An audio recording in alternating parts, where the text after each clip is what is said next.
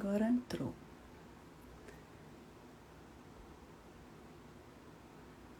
Convidar.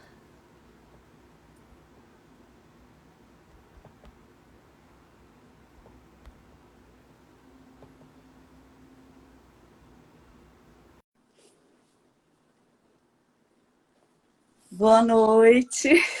Oi, até que enfim Nós conseguimos. conseguimos. Boa noite para quem está entrando. Mil desculpas, eu tive um problema de conexão com a internet, mas agora eu acho que a gente vai conseguir seguir, né? Sim, Nossa, essas situações assim ao vivo, nossa, que coisa, né? mas Tava é tudo tão bom. certinho, mas Não fazer diz o o quê, né? pessoal, quem sabe faz ao vivo? Então vamos É, embora. isso aí. Então vamos lá.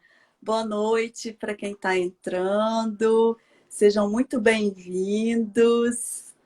Esse bate-papo eu acho que vai ser muito legal. Eu e a Ana Paula, né? A gente tem uma sintonia já, porque a gente É se isso aí. conhece há muitos anos, né, Ana Paula?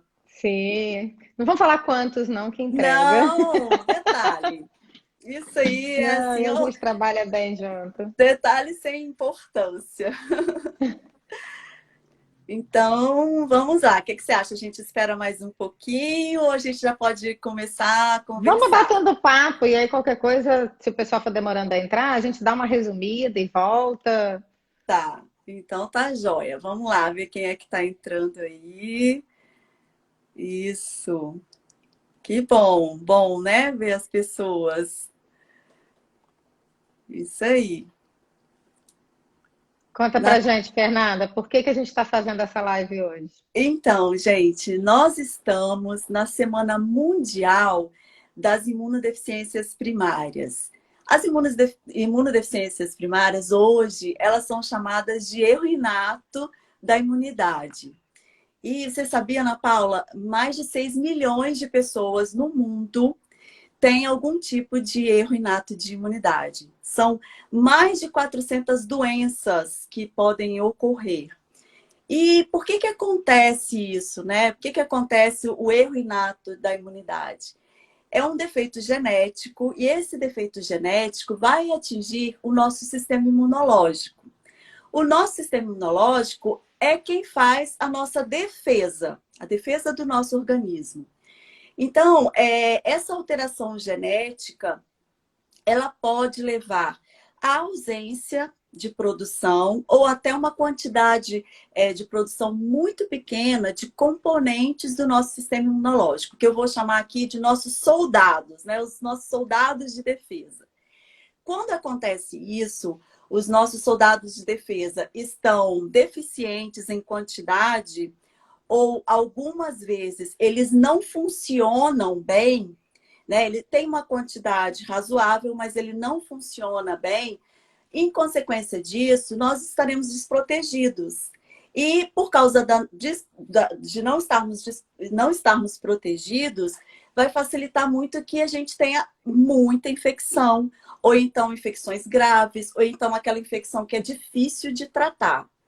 Nós temos, os pediatras todos sabem isso, e boa parte dos médicos também, a gente tenta divulgar para a população os 10 sinais de alerta, os 10 sinais de alerta para a imunodeficiência primária, o erro inato de imunidade.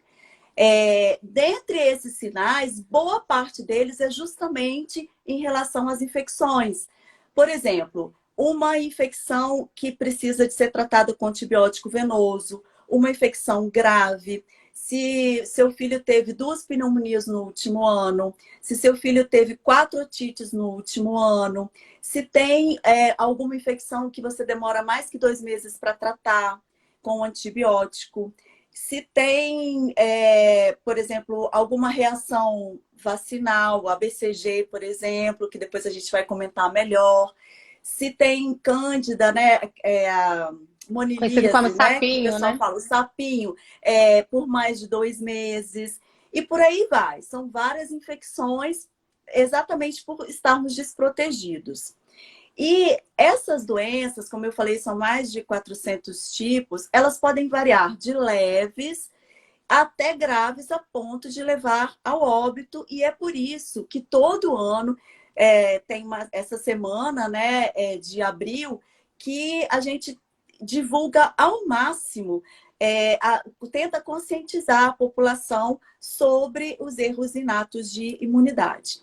Outro defeito que também pode acontecer é quando o sistema imune ele ataca as células saudáveis do nosso corpo, do nosso organismo. Quando isso acontece, ele vai gerar doenças que nós chamamos de doenças autoimunes. Outras situações genéticas podem fazer com que o sistema imunológico saia distribuindo inflamações pelo corpo, e aí geram as doenças autoinflamatórias. E ainda bem que é a minoria, mas até neoplasias podem surgir a partir dessa desregulação do nosso sistema imune. E então, quanto antes a gente faz o diagnóstico, melhor. Porque se você faz um diagnóstico tardio, por exemplo, uma criança que tem uma quantidade Um SCID, pequena. por exemplo. Hã? Um SCID, por exemplo, né? Mas eu ia até dar um outro exemplo assim, né? Que é até mais comum. Uma criança que tem uma quantidade muito pequena de anticorpos e ela tem várias pneumonias, várias sinusites, várias otites. Quando ela for um adulto, ela pode chegar até lá sem tratamento, talvez, mas ela chegando na fase adulta, ela vai ter várias complicações respiratórias, várias complicações pulmonares. Às vezes até pode evoluir para um endurecimento do pulmão, isso vai comprometer muito a respiração. E o clínico ou o pneumologista tem que pensar nessa possibilidade para investigar, porque senão, como é que vai ficar, né? Como é Bom, uma doença genética, as pessoas acham que só tem criança e só faz diagnóstico em criança. E a gente tem isso, várias doenças genéticas que estão dentro das doenças raras, que não são tão raras assim, é, em que as pessoas que tratam pessoas adultas não pensam nelas, não que pensa. são fibrose cística, as Isso. imunodeficiências primárias, que são os erros inatos da imunidade, e outras Uhum. doenças genéticas que não se achava antigamente que essas pessoas viveriam tanto, e hoje com tecnologia, com qualidade de vida, Tratamentos saneamento básico, melhores. os tratamentos elas chegam, mas isso tem um preço quando o diagnóstico é tardio. E muitas Exatamente. vezes elas vão chegar com alterações que vão pagar caro. Por isso, e o Isso aí. diagnóstico precoce ajuda bastante, É, como o teste do pezinho ampliado, né? que eu ia comentar agora. Inclusive, Ana Paula, também tem os erros inatos de imunidade que vão surgir, apesar de ser genético, vai surgir no final da adolescência e no adulto jovem, né? E aí é muito importante que os clínicos e os pneumologistas estejam atentos a isso, porque são os que vão atender mais. Mas como é que é feito, então, né, o diagnóstico do erro inato de imunidade? O diagnóstico é feito baseado na história clínica, no exame físico, e existem exames específicos que avaliam para a gente, fazem um painel, um perfil do sistema imunológico. E através desses exames, então, é que a gente vai chegar à conclusão de que existe esse defeito de imunidade. E aí, a grande sacada foi que agora nós temos, inclusive no Espírito Santo, como fazer esse diagnóstico precocemente. Porque a gente pode solicitar através do teste do pezinho ampliado, que infelizmente ainda o SUS não cobre, mas de maneira particular é possível fazer aqui no estado. E dependendo da alteração que vier nesses exames, a gente já vai investigar com esses exames específicos que eu falei, inclusive alguns genéticos, identificar qual o tipo dessas mais de 400 doenças aí possíveis e assim intervir precocemente. Mas não é só de tratamento que esses pacientes vivem, eles também precisam de cuidados especiais. E sem dúvida alguma, a imunização, ou seja, as vacinas, elas são fundamentais para esses pacientes. Imagina, se para todos nós a vacina é importante, para quem tem um defeito que no seu sistema de defesas, que está muito mais frágil, é mais importante ainda. E é por isso que nós estamos conversando sobre esse assunto. E eu convidei a Ana Paula Burian, minha amiga, infecto. Ana Paula, gente, ela coordena o CRI, que é o Centro de Referência de Imunobiológicos aqui do Espírito Santo. E ela se dedica totalmente aí para vacinas.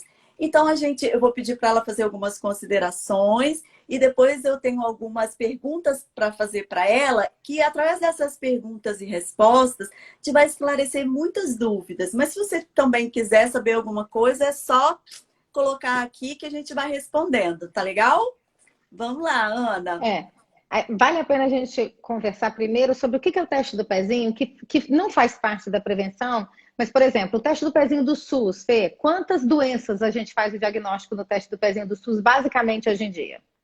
Então, a gente pode identificar, por exemplo, o hipotiroidismo, a fenilcetonúria, a fibrose Anemia, cística, anemia aqui no estado a falciforme. gente consegue, a anemia falciforme e um grupo de doenças. Mas existe também mais 3 formas ampliadas, vamos dizer assim, né, do teste do pezinho. Então, a gente pode solicitar uma quantidade maior. O que a gente consegue avaliar melhor, ele avalia cerca de 50 doenças. Isso é muito Tem importante, um que faz porque... até de 100, né?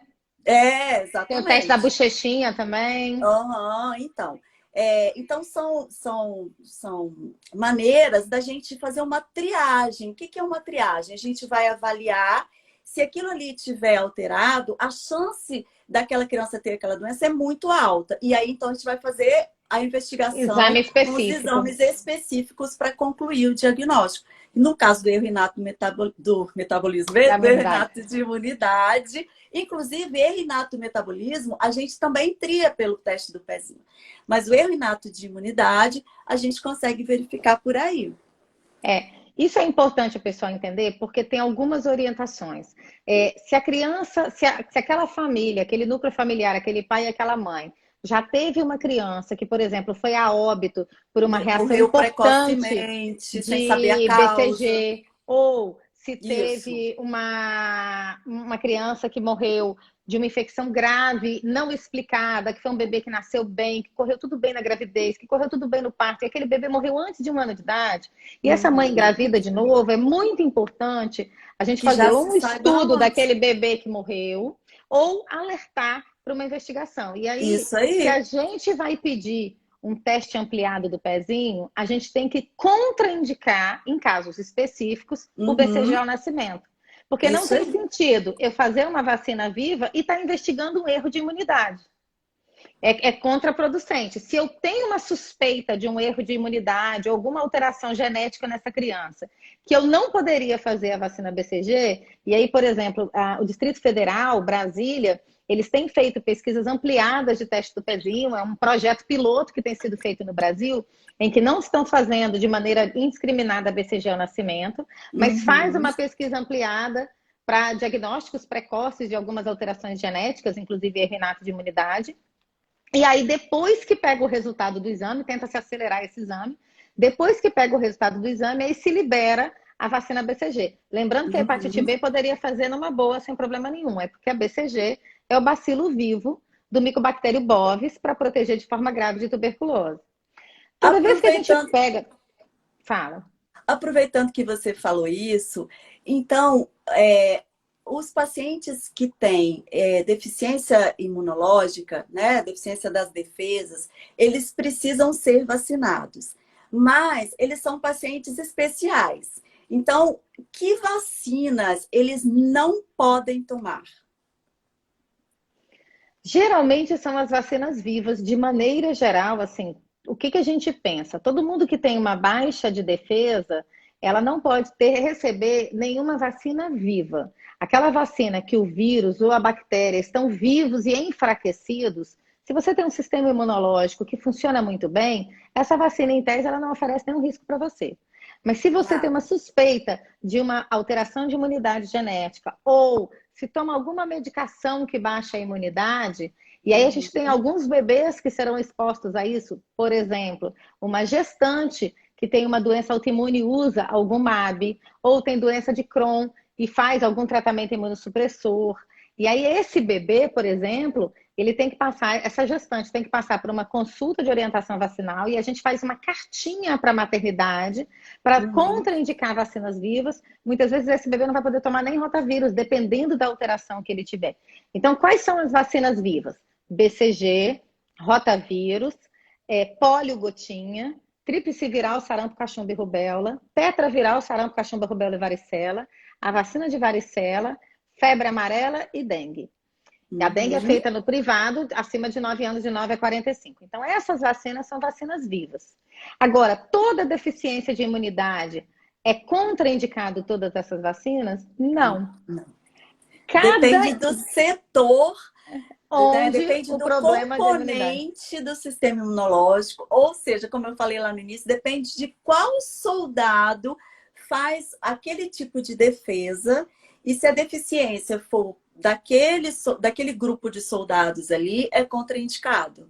Então, tem que saber qual tipo de erro inato de imunidade, né? Ou, no caso de uma imunidade adquirida, como você deu o exemplo, né? Do uso materno dos MABs para uma doença autoimune, por exemplo, dependendo do tipo, de onde age aquela medicação, ou de onde a alteração genética gera um daqueles 400 tipos lá de doenças, é que a gente vai poder avaliar qual vacina de vírus vivo ou de bactéria viva ele corre o risco de desenvolver uma infecção, não é isso?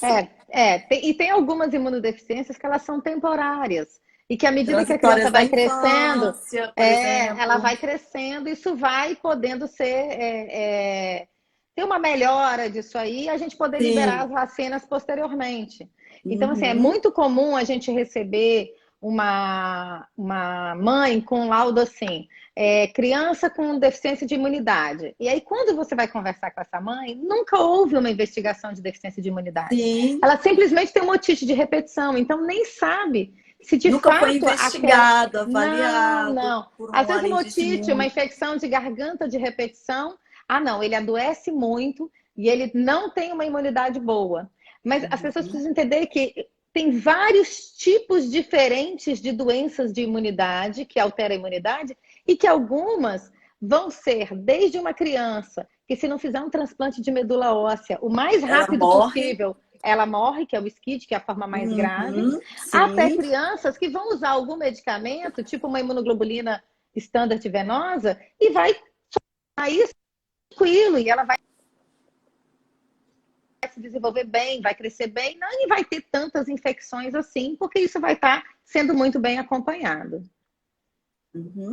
Ana Paula, já que a gente está falando dessas vacinas que são contraindicadas para o paciente que tem a deficiência imunológica, né, o erro inato de imunidade, e para aquele que é contactante, para os familiares, por exemplo, se ele toma uma vacina que é de vírus vivo, é possível que essa criança ela seja contaminada por esse vírus, convivendo com essa pessoa?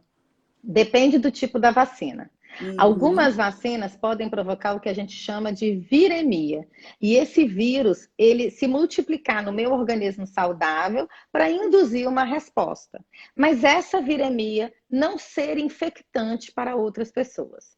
Algumas vacinas podem provocar uma forma leve da doença em mim, se a minha defesa está baixa. E algumas vacinas eu vou liberar o vírus de fato infectante. Então, por exemplo, se eu tenho uma pessoa imunodeprimida na casa, ninguém naquela casa, nenhuma criança naquela casa pode tomar poligotinha. Polioral, qualquer deficiência. Então, se eu tenho uma mãe, uma avó, um avô tratamento para câncer, por exemplo, fazendo quimioterapia, esta pessoa não pode conviver com ninguém que toma poligotinha em casa. E aí o governo fornece a polio injetável hoje para todo mundo abaixo, a polio injetável, a vacina de polio injetável ou VIP. Fornece para todo mundo menor de 1 ano de idade. Então, antigamente, se a mãe ganhava neném perto de uma campanha de polio e estava saindo da maternidade, o recém-nascido ganhava 2 gotinhas de polio oral porque estava na campanha. Com o passar do tempo, o Programa Nacional de Imunizações introduziu a polio injetável com 2 meses, depois com 4 meses, depois com 6 meses. E nos últimos anos, a gente não tem feito polio-gotinha em crianças menores de 1 ano, só acima de 1 ano de idade e abaixo de 5 anos. Quando é que a gente faz na rotina, sem ser campanha? Com 15 meses, 1 ano e 3 meses, e com 4 anos. Mas o governo fornece para quem é comunicante de imunodeprimido ou para quem é imunodeprimido a polio injetável nesse momento. Agora, uma coisa interessante também é o seguinte: a gente fala muito de proteção rebanho e a imunidade rebanho. Então, as pessoas que têm uma deficiência da imunidade, um erro inato da imunidade, ela pode tomar uma vacina segura para ela, que são as vacinas mortas ou inativadas, e responder mal à vacina, porque o organismo dela não consegue Não tem. ter todo o potencial de resposta. Exatamente aí, porque ele não consegue produzir na quantidade suficiente os anticorpos que foram estimulados através da vacina, ou porque ele tem a quantidade, mas não têm função que seja suficiente, eles não funcionam de forma suficiente para gerar anticorpos que façam a proteção para aquele estímulo que ele recebeu na vacina. É como se eu tivesse um monte de soldado com a arma errada para lutar. Isso então, eu aí. tenho o soldado? Eu tenho. Mas ele quer matar um mosquito usando um fuzil. Então, não funciona. Ou o contrário. Ou quer matar com mata-moscas um dinossauro. Então, não funciona. Então, às vezes, a gente produz o anticorpo que ele é efetivo e, às vezes, a gente produz anticorpo que não é efetivo. Agora, quando eu falo da imunidade, por exemplo, quem ganha também gripe é quem convive com imunodeprimido. Por quê? Se eu tenho um imunodeprimido que não responde bem à vacina de gripe, mas eu protejo também quem convive com ele, a chance de quem mora na mesma casa gripar e passar para ele é menor. Então, por isso, a imunidade de rebanho é muito importante. Se eu tenho um surto de sarampo, casulo, né? É isso aí. Se eu tenho um surto de sarampo, eu vou ter gente que nunca vai poder tomar vacina de sarampo, porque ela é viva, os imunodeprimidos. Mas se todo mundo em volta está vacinado, é mais difícil o sarampo chegar nessa pessoa que não pode tomar vacina. Até a pessoa. Isso aí. Tem algumas perguntas aqui, Fê. Teve uma pessoa que fez uma pergunta aqui, peraí. Quanto tempo depois o pediatra pode repetir o teste do pezinho? Responde essa, Fê. Quanto tempo Ela depois? fez o teste do pezinho e alguns estão alterados. Quanto tempo depois? Por exemplo, para anemia falciforme ou biotinidase? Em geral, funciona assim.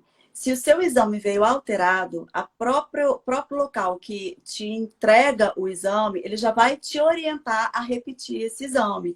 Então, em geral, você já sai de lá com uma data marcada, agendada. Dependendo do tipo de teste, o ideal é que ele seja feito sempre nos primeiros 30 dias de vida. E então, você recebeu o resultado, por isso que é muito importante, já tem de mães, eu esqueci de pegar o resultado do teste do pezinho, a criança já está lá com seus 3 meses.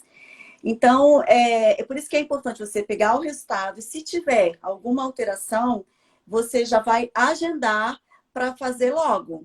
Né? Porque quanto antes você fizer, melhor. Isso, na grande maioria das vezes, ele deve ser feito nesse tempo aí. Alguns você pode fazer nos 2 primeiros meses de vida, mas, em geral, é preferível que seja feito antes de 1 mês de vida.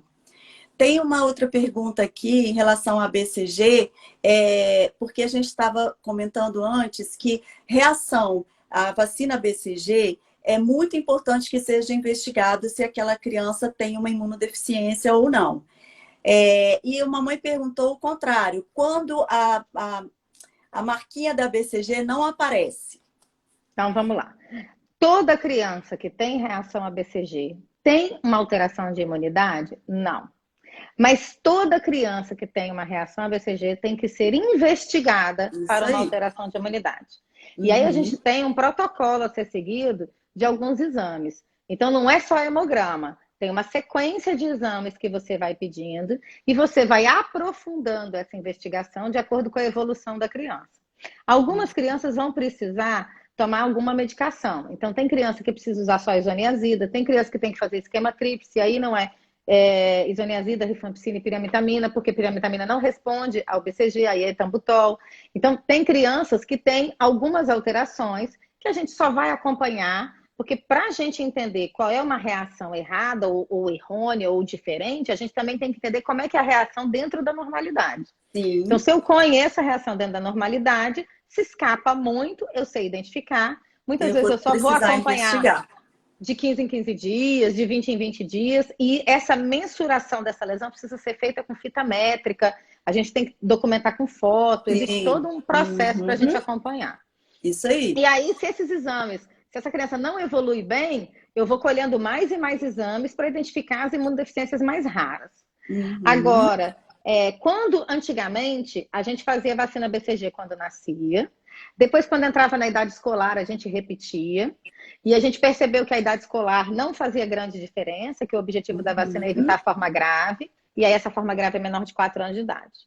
Depois a gente fazia ao nascer, e se com 6 meses de idade a criança demonstrasse a ausência de cicatriz BCG, e aí tem vários macetes para a gente ter cicatriz BCG, aí a gente teve uma época que fazia PPD. Depois o PPD caiu por terra, porque avaliava só contato. E aí depois a gente só repetia o BCG. Hoje a gente não repete a vacina BCG aos 6 meses, tendo cicatriz ou não, porque a gente já viu que para o objetivo daquela vacina naquela faixa etária, isso atende mesmo que ela não tenha cicatriz.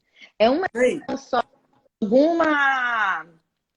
algum erro de imunização. Eu estou aplicando a vacina e aí desconectou a agulha, não foi no lugar certo, vazou, extravasou. Mas isso é muito raro, porque hoje a dose que se aplica é ínfima. É menos que 0,5, dependendo do laboratório, é 0,1 ml. Então, não justifica. E aí a gente vai acompanhar essas crianças. Tem uma pergunta aqui, que é da Luísa, perguntando se as vacinas de 2 meses, como a Hexa, podem ser aplicadas antes dos 2 meses completos. Poder pode. Se recomenda fazer isso como regra, não. Uma coisa é você fazer isso dentro de uma orientação de uma clínica privada, por exemplo, ou de uma regra. Existe uma publicação, se entrar no site da SBIM, que eu falo que a gente não tem que saber tudo de cor, mas a gente tem que saber onde a gente busca a informação fiel. Isso aí. Então, se você entrar no site da SBIM... Informação de qualidade. É isso aí. Entrar no site da Sociedade Brasileira de Imunizações, Luísa, é uma publicação um pouquinho antiga, está dentro das revistas, das revistas de imunizações. É uma revista que é de janeiro de 2015. E lá você tem intervalo mínimo, tem uma parte que tem uma tabela bem bacana, que você vê o intervalo mínimo e idade mínima entre as doses e todas as doses. Então, você fazer como rotina antes dos 2 meses para todo mundo, não funciona. Mas você fazer em momentos especiais, por exemplo, às vezes você vai ter individualmente uma mãe que tem um familiar doente e ela vai ter que viajar com o seu bebê para cuidar desse familiar doente, não tem previsão de voltar para a cidade. Aí você antecipa a vacina para aquele bebê já viajar protegido. Ou esse bebê vai fazer uma cirurgia grave e depois eu vou demorar muito para poder fazer a vacina nesse bebê, então eu posso antecipar uns dias. Outras formas da gente usar intervalo mínimo esse bebê ficou internado numa UTI e não vacinaram ele na UTI, porque a gente pode vacinar dentro da UTI também. E dentro do hospital também. Mas por algum motivo de intercorrência dele, não vacinou. E aí, quando você vai fazer a vacina de 2 meses, ele já está com 3, 4 meses. Aí você usa o intervalo mínimo para você acelerar essa proteção dessa criança e ela não ficar tanto tempo desprotegida. Isso aí.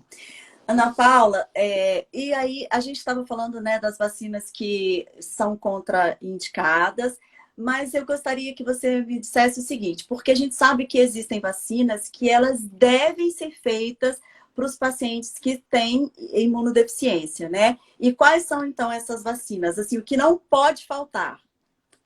Todas as vacinas inativadas, elas não podem faltar, mas existem alguns esquemas que são um pouquinho diferentes. O ideal é eu priorizar as vacinas com mais amplo espectro de proteção. Então, entre eu fazer uma vacina, por exemplo, se é uma família que vai usar a vacina do SUS, ok, vou fazer pneumo 10, é uma excelente vacina.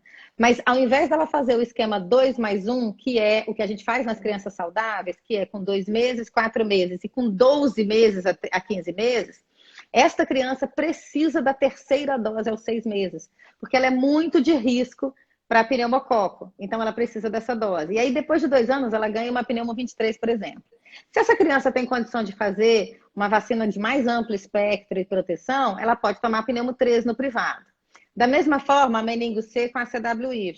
Uma imunodeficiência primária, por exemplo, hoje em dia, a gente segue a recomendação da SBIM de fazer, por exemplo, meningo ACWY de 5 em 5 anos até os 19 anos. Então, a gente faz com 1 ano, depois faz com em torno de 6 anos, aí faz com 11 a 12, que o PNI introduziu a meningo ACWY para todo mundo nessa faixa etária. E aí você vai avaliando, dependendo da imunidade que ele altera. Então, dependendo do sistema imune, todas as vacinas inativadas. Então, gripe todo ano, super importante, não só nele, como em quem mora na mesma casa. Não adianta fazer só nele, tem que fazer. Aí a gente tem hemófilos influenza, que está dentro da hexa, como perguntaram, que está dentro da penta, e que antigamente a gente via muita meningite por hemófilos. Antitetânica, só para saber para vocês, agora dia 12 de abril foi publicado um informe do CIEVES de surto de difteria na República Dominicana, que é um Difteria de turismo. novo, não. De novo, sim, com Na 8 outra live, óbitos. lembra que eu comentei do E aí aperto que teve eu passei surto com a no Peru. difteria quando era residente? Que a gente Pois nem via mais, né? Uma criança que veio lá do cantão, que não tinha vacinado, e que Mas como que foi agora, horrível dia aquilo. 12 de abril, surto em República Dominicana. E tem um turismo que é muito feito, que é Punta Cana, que é dentro da República Dominicana.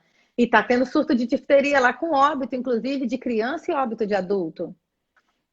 Então, as doenças, elas acontecem. E aí a gente tem que estar protegido e proteger não só aquela criança ou aquele adulto imunodeprimido, mas quem está no entorno dele é muito importante. Exatamente.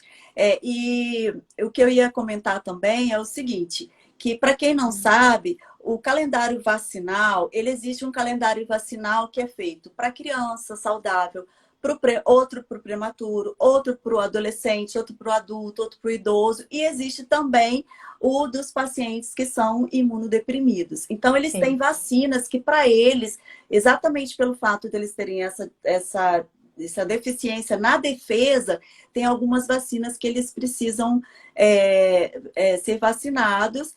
E eu queria também que, já que a gente está falando disso, e aí a gente está aí com a pleno vapor agora, até que enfim, a vacina da Covid, nós já comentamos, já fizemos, né, bate-papo sobre isso. E o que você diz, então, da vacina para a Covid para os imunodeprimidos? Hoje a vacina para a Covid que a gente tem no Brasil... Eu disse imunodeprimidos porque nós temos as crianças e adultos que têm erro inato de imunidade, como eu falei lá atrás, mas também tem o que a gente considera de imunodeprimido, que é por uso de medicamento, é por HIV, né? Pronto, pode falar. Lembrando que a vacina Covid que a gente tem hoje liberada no Brasil é acima de 18 anos.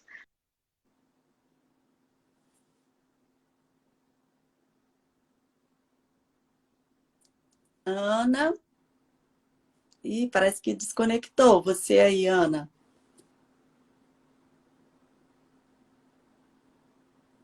Gente, ó, enquanto a Ana Paula não entra, algum problema de conexão, hoje a conexão está pegando no nosso pé. Então, assim, né, acima de 18 anos, eles têm sim indicação. Poxa, ela vai entrar de novo. Tenho certeza que ela vai entrar de novo. Deixa eu ver se eu consigo buscá-la aqui novamente. Oi, peraí. Deixa eu só buscar e eu já vou falando. Ana Paula.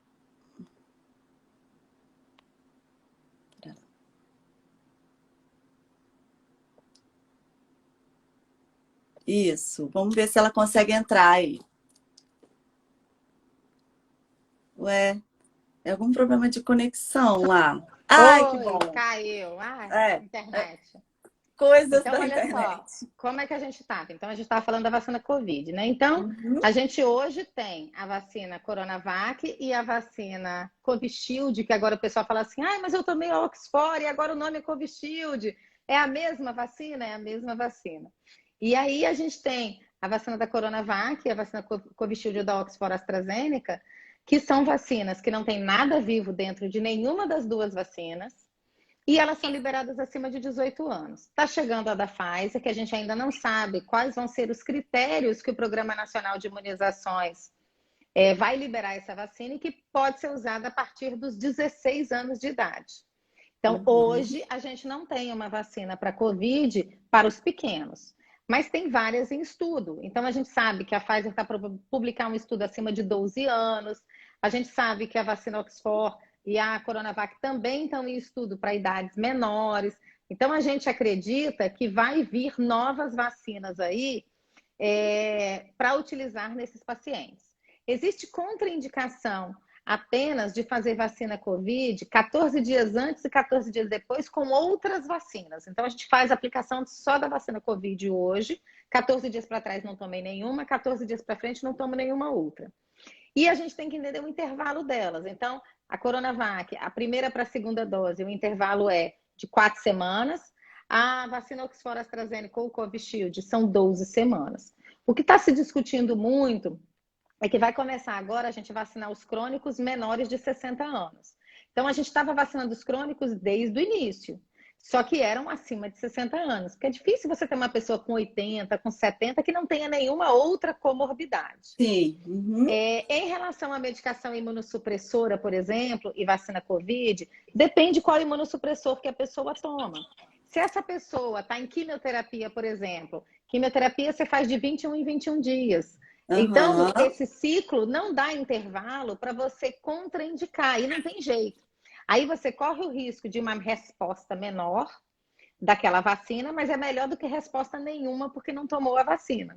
Sim, sim. Se é um biológico que dá para suspender e ficar agora um tempo sem usar, ok, mas nem sempre isso é possível.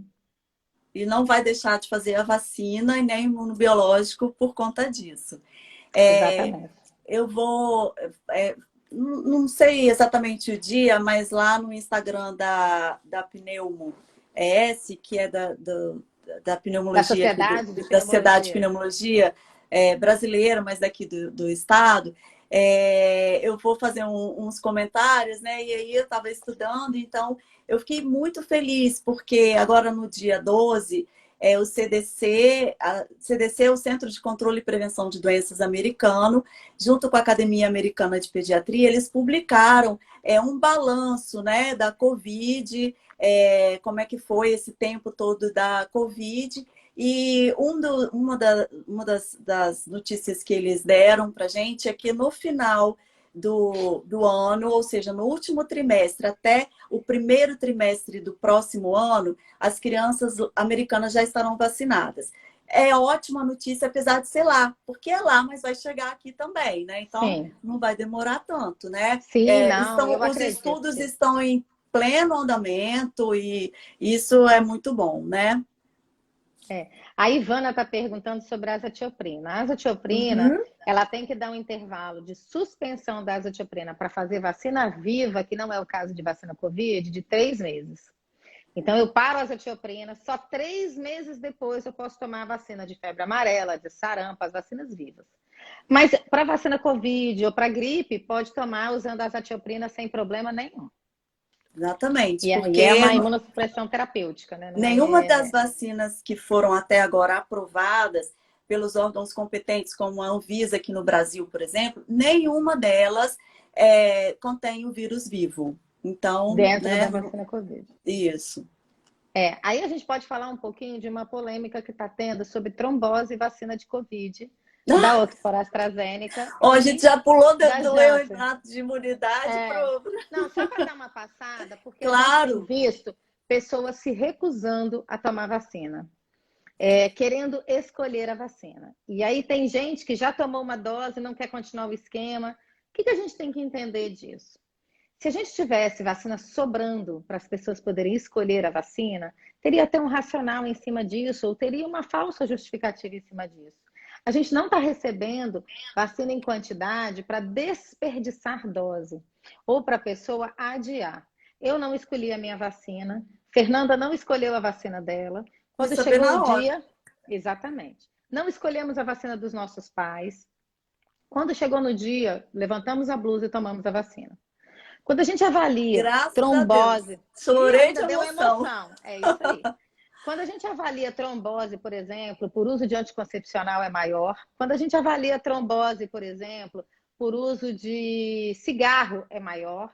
E quando a gente avalia trombose por doença COVID, é muito maior. Então, tem uma pessoa perguntando que ela tem trombofilia. O que a gente tem que entender? Se ela pegar doença COVID, o risco dela ter uma trombose é muito maior do que se ela pegar Infinitamente. a tomar a vacina COVID e ter trombose. Isso Então, a aí. gente tem que tomar muito cuidado e muita consciência quando a gente ou dissemina alguma falsa informação, ou a gente tem algum problema. Eventos adversos às vacinas sempre aconteceram e sempre vão acontecer, mas eles são mais raros do que as complicações que a doença in natura faz. Então, em 2017, Isso. nós tivemos evento adverso de febre amarela? Tivemos vacinando, inclusive, imunodeprimido que não sabia que estava imunodeprimido e evoluiu com alguma complicação de febre amarela por vacina. Mas foram muito mais raras do que os óbitos por doença febre amarela que nós tivemos em 2017. Sarampo, que é uma vacina viva, em 2020, nós tivemos 8.000 casos de sarampo. Em 2021, nós já estamos com óbito em crianças menores de 6 anos em alguns estados do Brasil. No Espírito Santo a gente não tem. E a gente pôde até suspender a vacinação aos 6 meses que a gente estava fazendo para sarampo. E que é uma vacinação que, por ser vírus vivo e muitas vezes não ter o diagnóstico ainda de um errinato de imunidade, dava um certo medinho de fazer nessas crianças de forma indiscriminada. E o Espírito Santo, por não ter caso autóctone de sarampo, quer dizer, não ter doença circulante de transmissão aqui dentro, a gente pode suspender a dose aos 6 meses. Mas um adulto, por exemplo, que tem uma imunidade normal, se ele não vai no posto e não toma essa vacina, porque também não é só vacina Covid, a gente tem um monte de outras vacinas para tomar. Sim, e como tem criança com cartão de vacina atrasado? Tem, e adulto que nem tem cartão de vacina. Adulto, então, nossa! Então, adulto já atrasa de natureza, né? E aí, quando a gente tem alguma pessoa com erro inato de imunidade que ou não pode tomar uma vacina viva, ou mesmo tomando uma vacina inativada ou morta, ele não responde tão bem, e quem está em volta dele não está com a sua vacina em dia, corre o risco de adoecer e passar para ele. Então, é uma responsabilidade dupla, porque é por você e por quem está do seu lado. Isso aí. Então, a gente já está quase fechando pelo tempo, né? Mas é muito importante a gente ter essa consciência, assim, né? De quem tem erro inato de imunidade ou quem tem uma deficiência imunológica secundária por uso de medicamentos, por doenças autoimunes, autoinflamatórias, por tratamentos de câncer ou outros tratamentos, HIV também, né? Essas pessoas, como a gente comentou antes, ou elas têm vacinas que elas não poderão tomar, dependendo do tipo de deficiência imunológica que ela tem, porque é de vírus vivo ou bactéria viva e ela pode desenvolver a doença através da vacina, porque ela não tem a proteção. Isso aí. Ou aquela situação em que ela toma a vacina, mas o organismo dela, pela não deficiência, não responde ao estímulo da vacina e não produz o anticorpo. Então, por isso, é tão importante que a vacinação ela seja feita pela população toda. E eu não estou dizendo só agora da Covid, eu estou dizendo da vacinação mesmo, a carteira de vacina de adultos, de idosos, de adolescentes, de crianças, tem que estar sempre em dia. Porque, por isso que a gente sempre fala e tem muita divulgação de que a vacina é um ato de amor. E é um ato de amor. É um ato de amor próprio, porque você está cuidando daquilo do seu corpo, né? Um dom que Deus te deu, a sua saúde, e você está protegendo aqueles que estão ao seu redor e que podem estar numa situação dessa. Um colega de trabalho, uma pessoa que convive muito com você ou alguém da sua família que tem uma situação dessa, de uma fragilidade, de uma deficiência imunológica e que precisa de uma proteção ainda maior, né? Porque ela não tem o sistema imune competente, não tem as defesas competentes. E aí, só para reforçar também, além da semana do erro-inato do metabolismo, nós estamos na semana do erro-inato da imunidade, nós estamos na Semana Mundial da Vacinação. E dia 24 de abril foi o Dia Mundial de Luta contra as Meningites. Sim, Então, foi o mesmo. adolescente, por exemplo, ele é responsável muitas vezes por transmitir o meningococo no seu ambiente, porque ele é o portador nasal do meningococo. O Sim. adolescente ele pode ter a bactéria do meningococo na sua via aérea. Quando a gente vacina com a CWY, um adolescente, pelo SUS ou pelo privado, a gente Uhum. elimina o estágio portador. Então, ele mata essa bactéria. Além dele não ter meningite, ele se proteger contra a meningite, ele não transmite a bactéria da meningite. Por isso que é uma responsabilidade e a vacinação, quando a gente conseguir vacinar todos os adolescentes do Brasil, todas as faixas etárias vão reduzir os casos de meningite. E é isso que as pessoas ainda não entenderam. Da mesma Uhum. forma, HPV. Se a gente conseguir vacinar todos os meninos e meninas para HPV em idade precoce, nós vamos ver redução de morte por câncer de colo de útero, câncer de pênis, câncer de laringe, na fase adulta. Então, essa Sim. responsabilidade que a gente tem que ter. E vacina é exemplo. Se eu, como mãe, me vacino e meus filhos me vêm me vacinando, é um programa de família. Não É, adianta a isso gente aí. só levar a criança para se vacinar e ainda dizer para ela Uhum. que não vai doer. Óbvio que hoje a gente tem várias estratégias de redução de dor também. Ana Paula, só uma última pergunta que foi feita lá atrás em relação à vacina para rotavírus. Qual deficiência imunológica de erro inato de imunidade das mais comuns é que é realmente contraindicado? A gente contraindica a vacina de rotavírus a princípio. Peraí, deixa eu pensar aqui, me ajuda a lembrar. É quando a gente tem uma deficiência, todas as vacinas vivas. Então, se eu tenho uma deficiência combinada de linfócito T e linfócito B, eu não vou poder fazer rotavírus.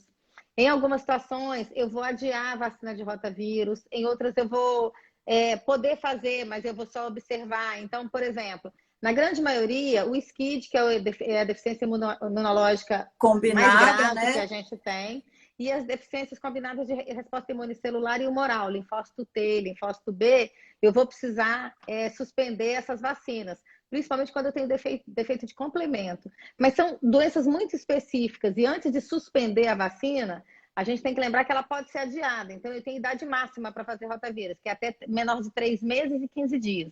Então, se com 2 meses eu ainda estou no processo de investigar, de repetir um teste do pezinho que deu alterado, eu posso adiar a vacina de rotavírus e não necessariamente suspender. E aí eu confirmei ou não o diagnóstico, eu posso liberar ou não essa vacina no futuro.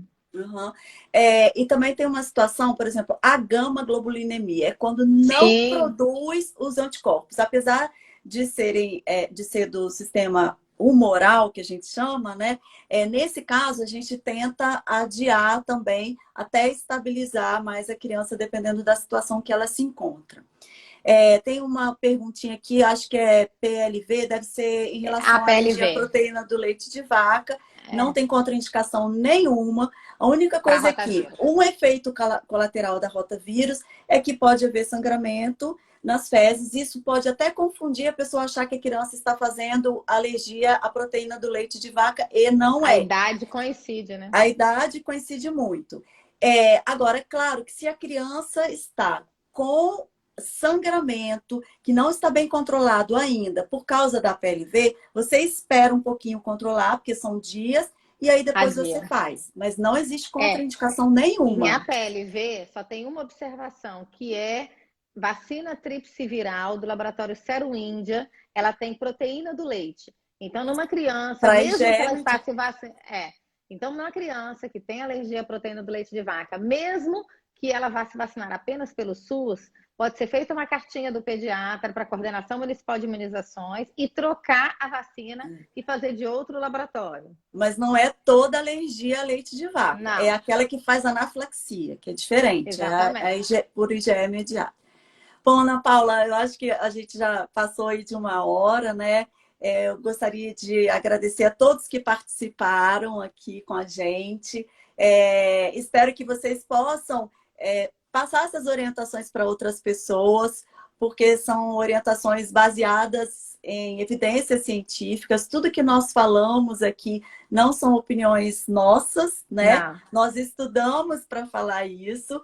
E além de agradecer a presença de vocês, você também, como sempre, muito solícita, sempre trazendo boas informações para a gente. Eu agradeço muito, viu, Ana Paula?